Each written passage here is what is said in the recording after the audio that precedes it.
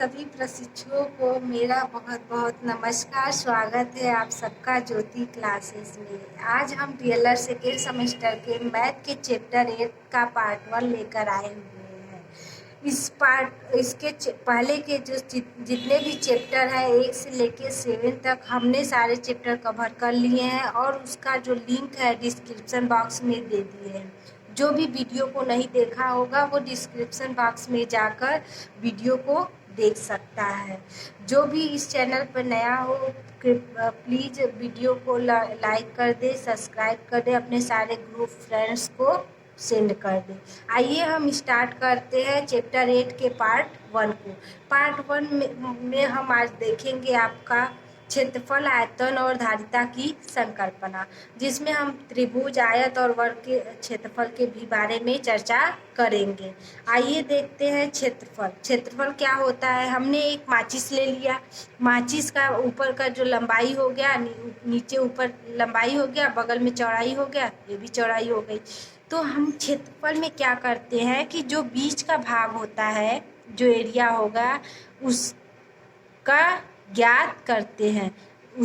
वही जो भाग होता है उतने ही भाग को हम क्या बोलते हैं, उस माचिस या फिर आयत का क्षेत्रफल बोलते हैं।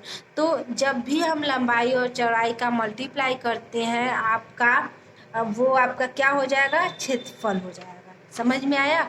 जब कोई भी लंबाई और चौड़ाई से घिरी हुई आकृति होती है, उसके अंदर का जो भी स्थान होता है उसको हम क्षेत्रफल कहते हैं। क्षेत्रफल के माध्यम से ज्ञात कर सकते हैं। लंबाई और चौड़ाई का मल्टीप्लाई करके हम आसानी से क्षेत्रफल ज्ञात कर सकते हैं। आइए आगे देखते हैं आयतन। आयतन क्या होता है? कोई भी ठोस है, मान लीजिए हमने किसी चीज को यहाँ पे रख दिया, कोई भी ठोस पदार्थ जितना स्थान घेरता है उसे आयतन कहते हैं। मान लीजिए ये जो माचिस है, इसका हमको क्या ज्ञात करना, परिमाप ज्ञात करना हो। परिमाप ज्ञात करने के लिए हमें लंबाई और चौड़ाई को भी ऐड करना होता है। हमने इसमें क्षेत्रफल में क्या किया कि लंबाई और चौड़ाई सब दिया हुआ है, उसके अंदर जितना भाग है उसका निकालते हैं।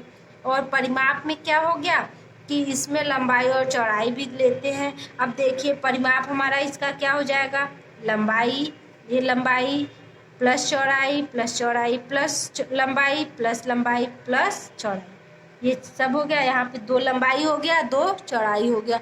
2 लंबाई प्लस चौड़ाई, 2 कॉमन ले लिए हमने, 2 लंबाई प्लस चौड़ाई हो गया। ठीक है, आइए देखते हैं धारिता। धारिता क्या होती है? किसी भी बर्तन में जितना तरल पदार्थ भरा जा सकता है वह उसकी धारिता कहलाती है।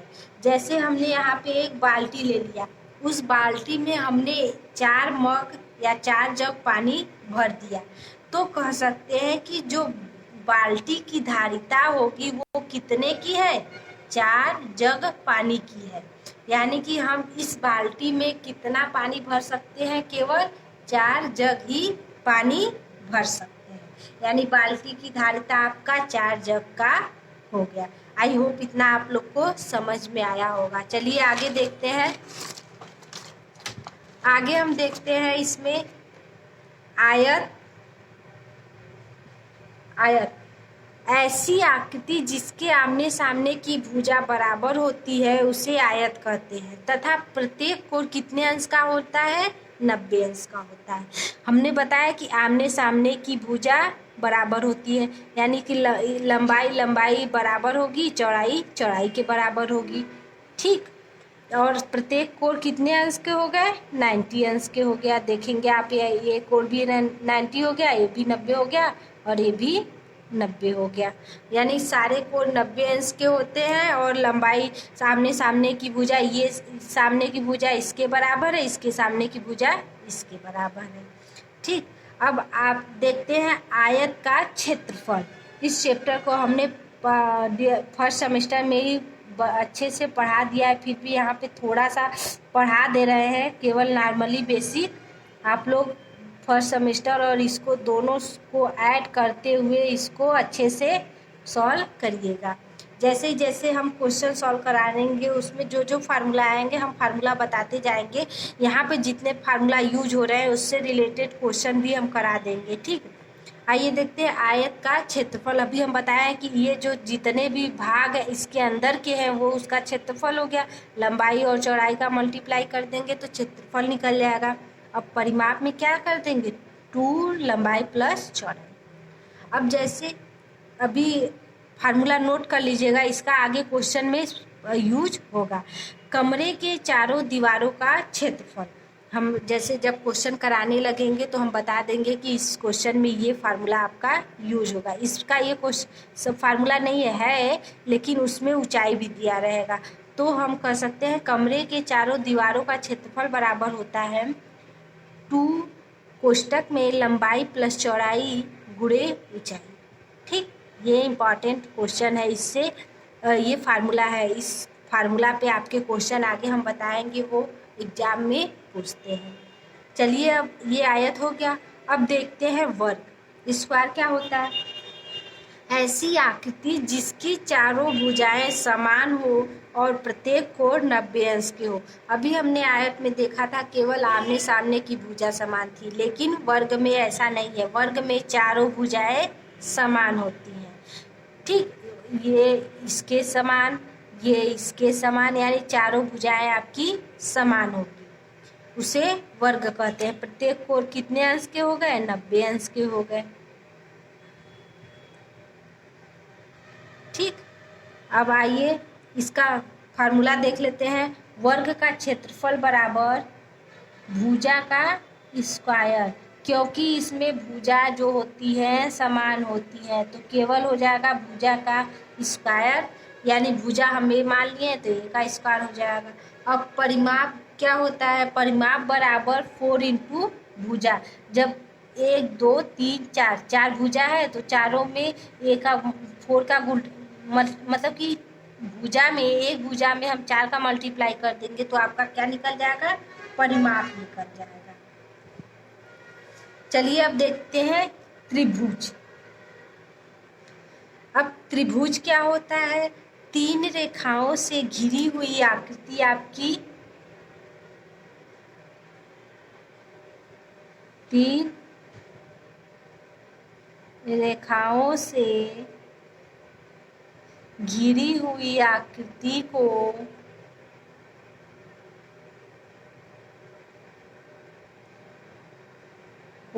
त्रिभुज कहते हैं।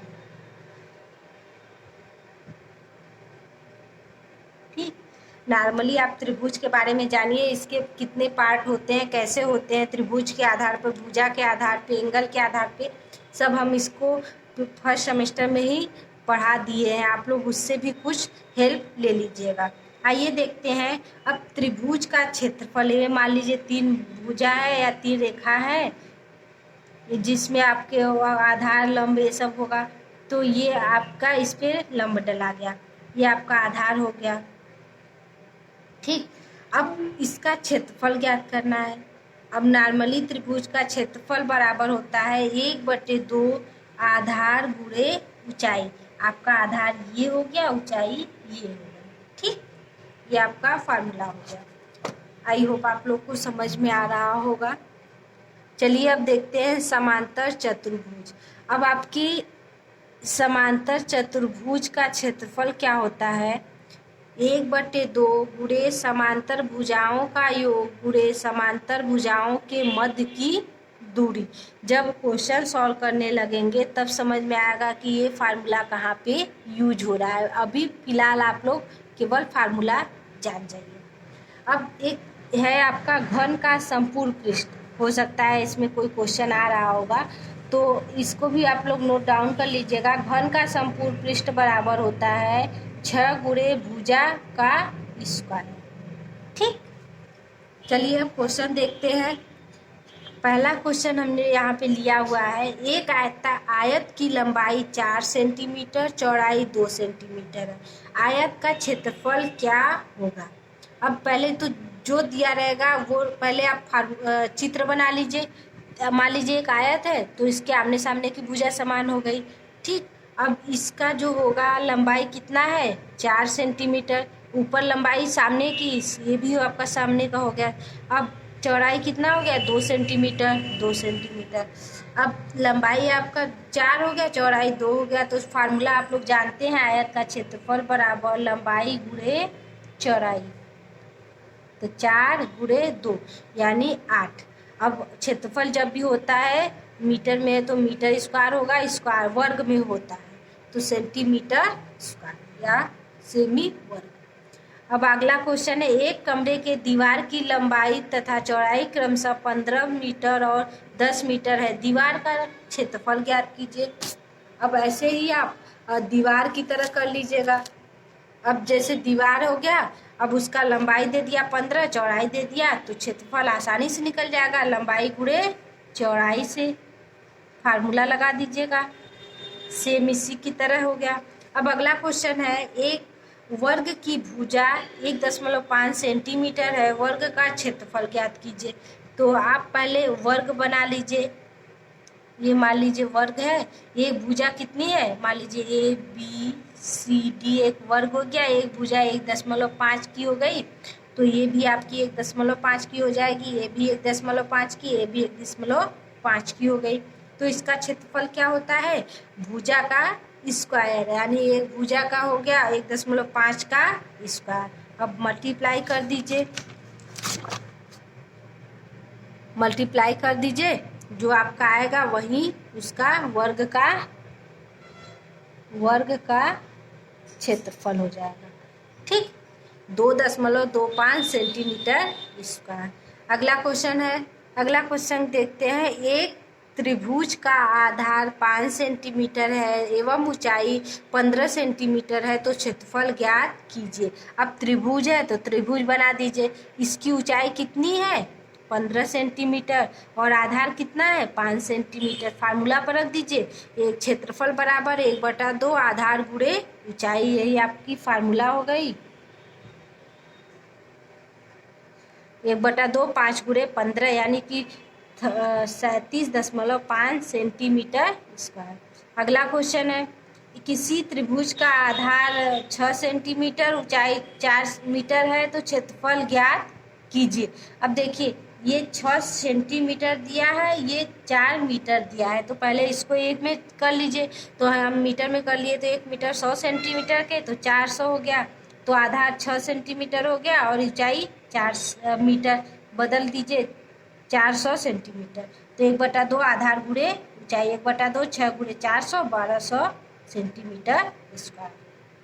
ठीक, अगला क्वेश्चन है आपका, एक समकोण त्रिभुज का आधार 16 मीटर तथा ऊंचाई 2 मीटर है, तो क्षेत्रफल ज्ञात कीजिए। सेम है, जैसे त्रिभुज है इसका ऊंचाई आपका कितना दिया है 2 मीटर और आधार कितना है 16 सेंटीमीटर हो गया, ABC। अब फार्मूला पे रख दीजिए, त्रिभुज का क्षेत्रफल बराबर 1/2 आधार गुणे ऊंचाई, 1/2 16 गुणे 2 यानी कि कितना हो गया 16 मीटर स्क्वायर। ठीक है, आज के लिए बस इतना ही। अगले इसके नेक्स्ट पार्ट में हम इससे रिलेटेड और भी कुछ क्वेश्चन करा देंगे, बकिया आप लोग अपने बुक से करिएगा, इम्पॉर्टेंट क्वेश्चन रहेंगे नेक्स्ट पार्ट में। तब तक के लिए आप लोग रिवीजन करिए, अच्छे से पढ़ाई करिए। Thank you for watching video, take care, bye bye.